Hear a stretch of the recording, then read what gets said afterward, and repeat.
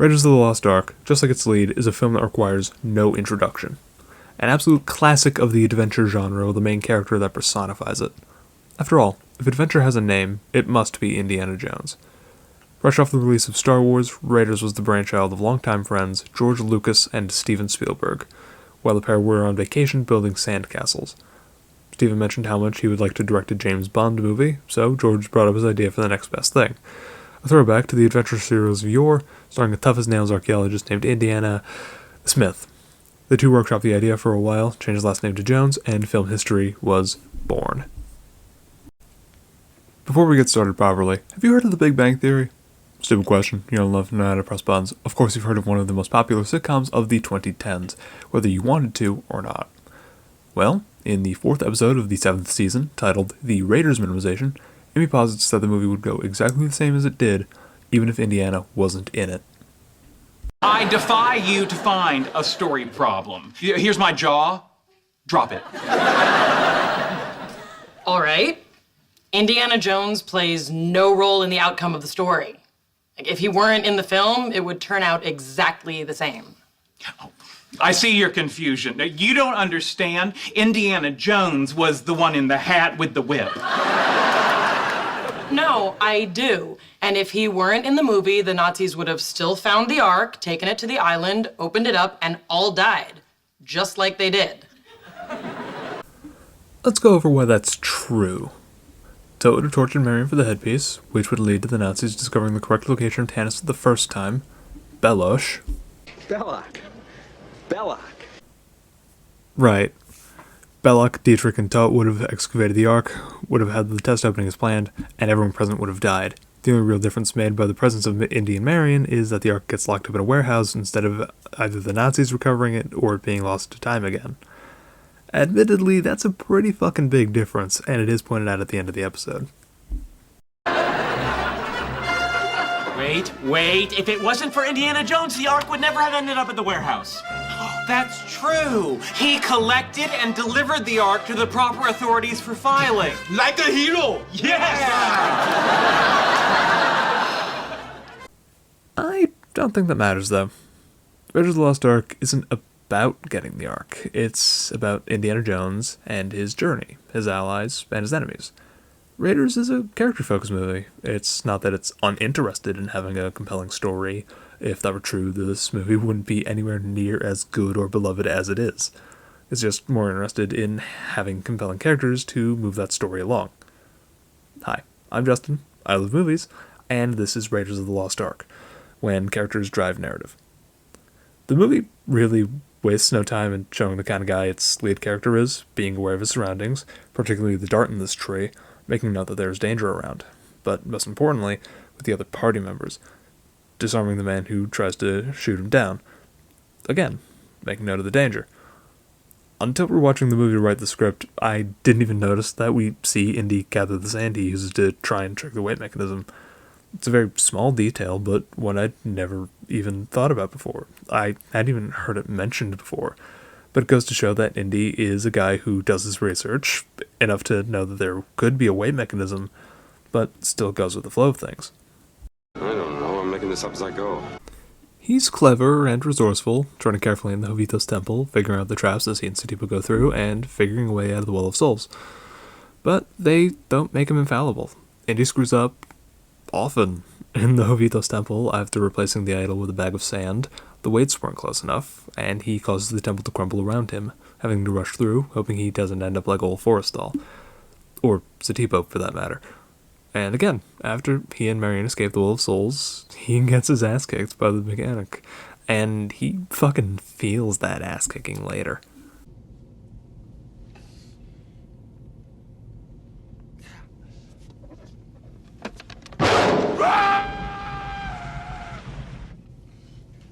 What'd you say?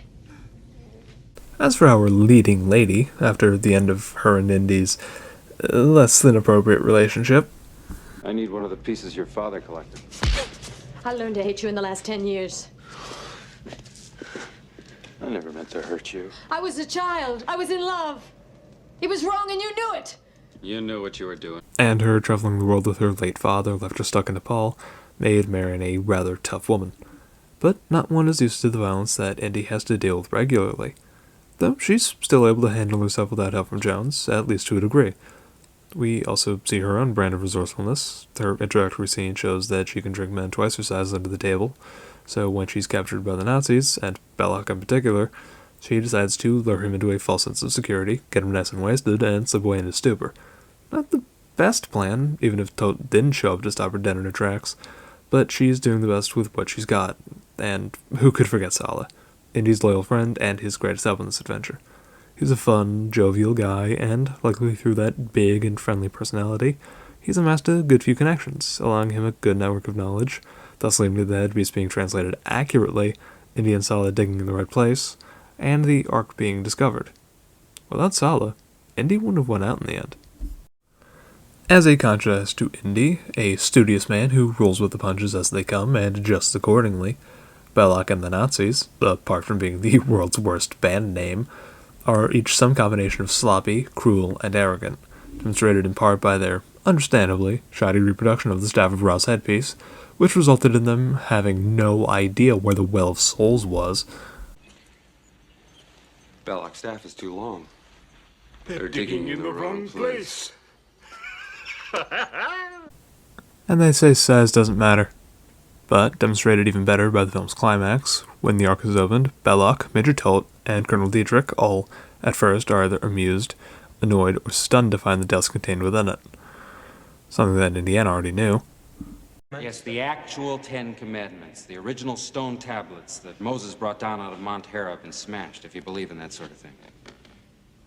You guys ever go to Sunday school? Proceeding to have their fill of its magnificence before the three, and the soldiers accompanying them to document the event, are struck dead by the wrath of a vengeful God, with the worst of his divine punishment being dealt to the men in charge. Dietrich's head caving in on itself, Tot's melting, and Belloc's head exploding, as retribution for what their organization, or that which they would benefit from in Renee's case, have done to the chosen people of the Ark's Jewish God. An appropriate end for perpetrators and proprietors of one of humanity's greatest evils. Digging into Belloc specifically, I want to dissect an idea the man himself puts forward. Where shall I find a new adversary so close to my own level? Try the local sewer. You and I are very much alike. Archaeology is our religion. Yet we have both fallen from the pure faith. Our methods have not differed as much as you pretend. I am a shadowy reflection of you. It will take only a nudge to make you like me, to push you out of the light. Now you're getting nasty. You know it's true. How nice. Look at this. It's worthless. $10 from a vendor in the street. But I take it, and bury it in the sand for 1,000 years, it becomes priceless. Like the Ark. Men will kill for it. Men like you and me. Belloc claims that he and Indy are a lot alike, and with some prodding, they'd be one and the same. Though, well, he would have more of a point with Temple of Doom's Fortune and Glory Indy. The character in Raiders, on the other hand, has moved past those more self-serving motives that Belloc still holds to. Indiana Jones is a historian through and through, but Belloc still yearns only for that fortune and glory. As for the other two main antagonists, Major Todt is a malevolent, sadistic asshole who delights in torture and the general suffering of others, and often cackles evilly at other characters' misfortune, even that of his allies. And the boss German, Colonel Dietrich, is the consummate Nazi. Arrogant, rigid, cruel, holding to the Aryan ideal, and dead stupid. Demanding a strict schedule for the unknowable, celebrating their victory and finding the Ark prematurely, even Belloc pointing out that they shouldn't call it a win until they're far from Cairo. Throwing a melon at a dog and questioning if the ceremony performed at the end will be necessary as... Monsieur, I am uncomfortable with the thought of this Jewish ritual. Are you sure it's necessary? All in all, they're perfectly portrayed as the utterly heartless, unsalvageable dregs that the Nazis were. With this great set of characters, Spielberg and Lucas, with Harrison Ford, Karen Allen, John Rhys Davies, Paul Freeman, and the rest of the cast and crew who labored so intensely to make this movie what it is, did a phenomenal job at bringing these fantastic characters to life and making them feel like real, fully developed people. So after this character-focused movie's lead character doesn't affect the plot as much as he would if it were plot-focused, the character work is rock solid. That's what should matter to you. Ultimately, though, the writers of that episode probably just thought it'd be funnier if the movie was ruined for the gang. Technically, Indy was supposed to take the art to a museum to be studied. He couldn't even get that done. Oh. And since this is intended to be a comedy show, I guess I can't begrudge at that. Didn't ruin shit for me, though. I was like The Last Crusade more.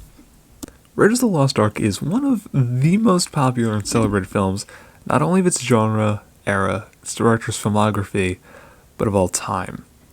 With its hard-hitting action scenes, dynamic characters, and a story as fun as this, of course this video has been as positive as it was. If I had a number of scores, I'd give it a 10. In a word, it's nothing short of amazing. If you haven't seen this movie yet, you're doing yourself a disservice. Here's another taste of it for you. This bit specifically scared the crap out of me when I was 7.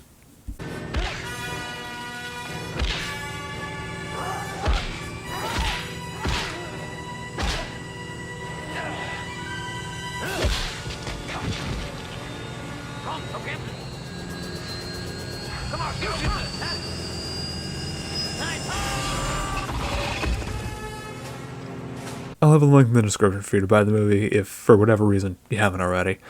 Or where you can stream it at least. Anyway, all that said, my beautiful audience, that'll be all for this week. I hope you've enjoyed, or at least you didn't think this is the worst thing you've ever seen. Hope to see you next month for a look at a silent voice. In the meantime, I'll have another video out before the end of the month, and if you want to follow me elsewhere, my Twitter, the X, is down in the description. Remember to leave a like, comment, maybe even subscribe and hit the bell. And finally, you didn't need to tune in, but next time tune it out. Bye-bye.